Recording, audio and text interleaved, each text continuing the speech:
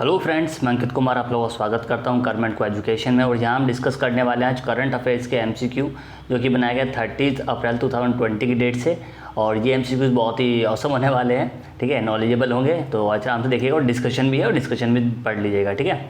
चलिए स्टार्ट करते हैं। तो पहला क्वेश्चन है, बॉलीवुड अभिनेता इरफान खान का हाल ही में निधन हो गया, वे किस बीमारी से पीड़ित थे?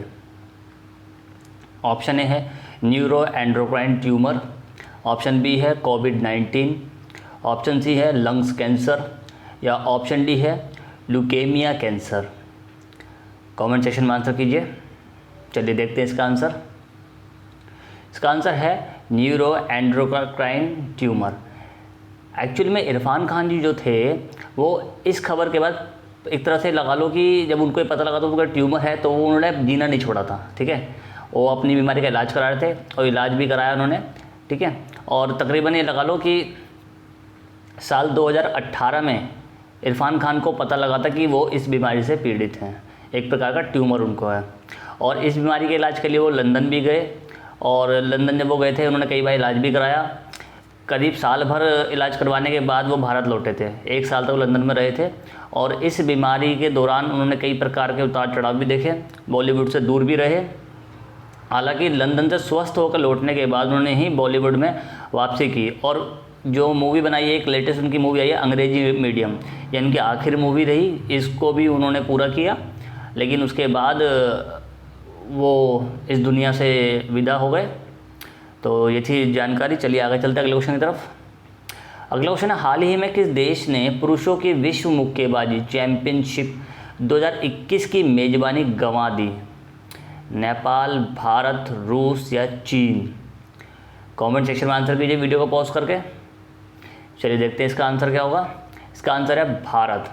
भारत ने पुरुषों की विश्व मुक्केबाजी चैंपियनशिप जो कि 2021 में होने वाली थी वो गंवा दी है। और जो मुक्केबाजी महासंघ है उन्होंने मेज़बानी की फ़ीस नहीं भरी थी, ठीक है।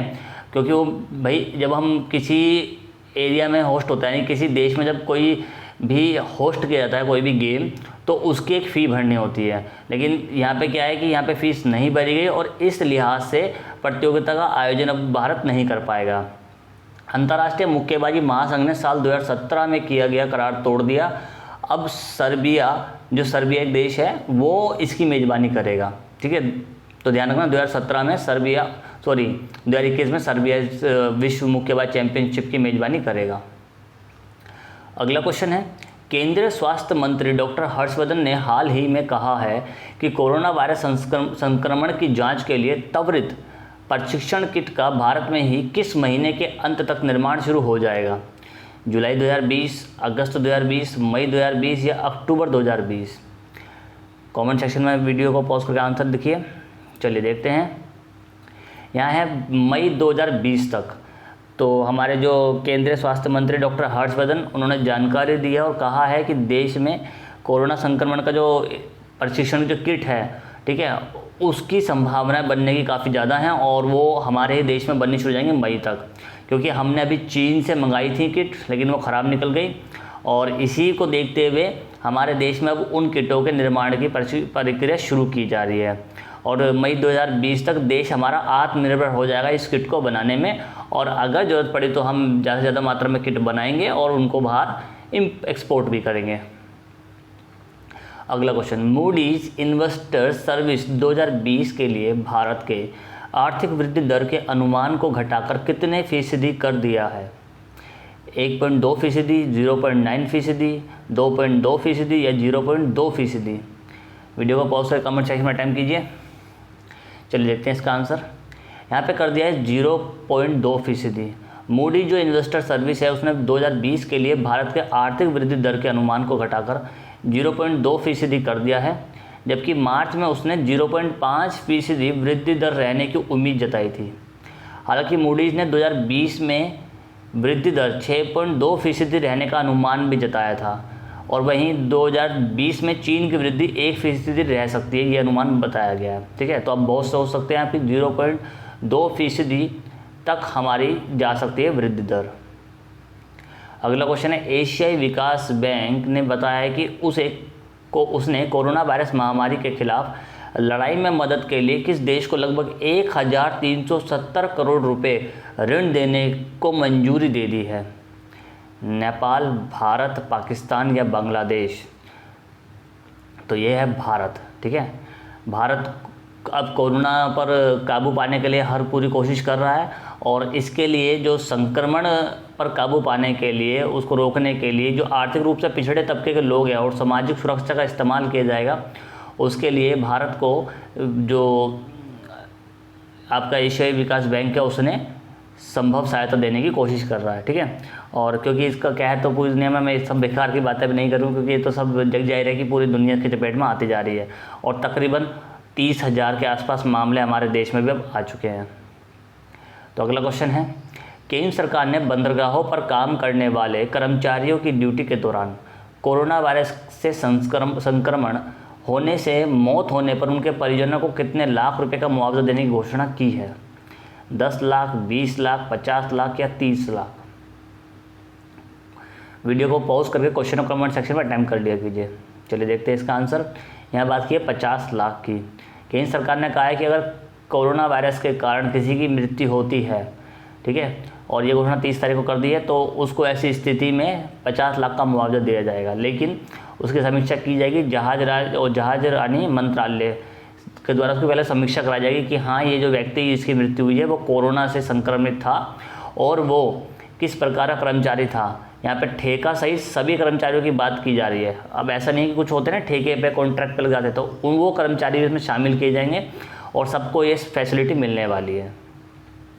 अगला क्वेश्चन है, हाल ही में किस देश के सदर्न ट्रांजिशनल काउंसिल अलगाववादी समूह ने घोषणा की है कि वह अपने नियंत्रण वाले क्षेत्र में स्वशासन स्थापित करेगा? ईरान, इराक, लीबिया या यमन?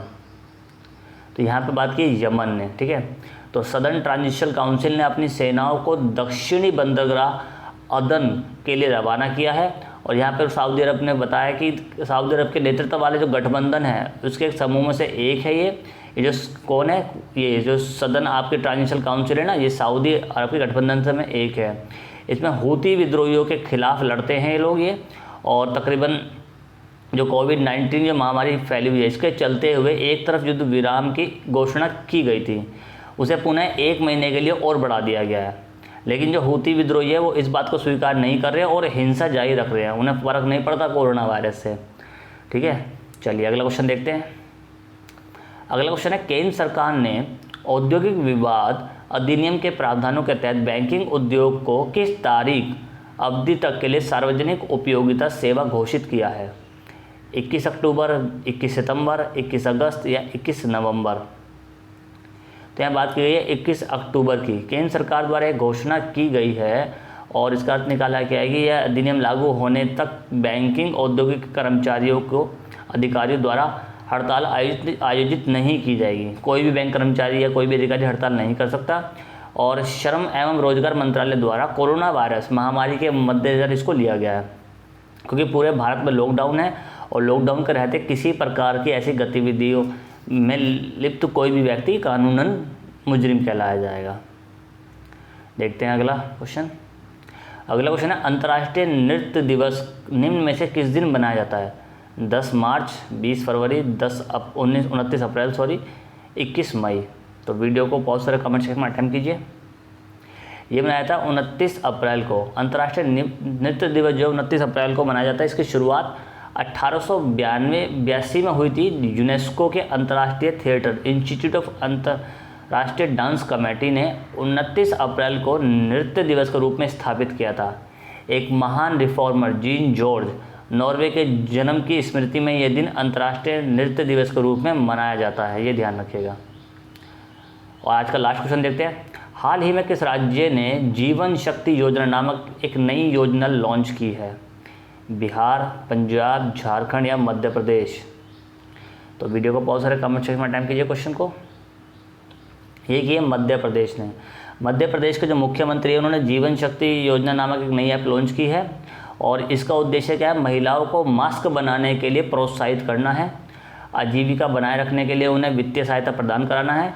और मध्य प्रदेश के मुख्यमंत्री ने बताया है कि मास्क बनाने की इच्छुक महिलाओं को उनके टेलीफोन अथवा मोबाइल फ़ोन के माध्यम से कॉल सेंटर के इस नंबर से अपना कॉल कर पंजीकरण कराना होगा, और पंजीकरण कराने के बाद उन्हें मोबाइल पर ही मास्क बनाने के लिए ऑर्डर मिल जाएगा कि भाई आपको कितने मास्क बनाने हैं।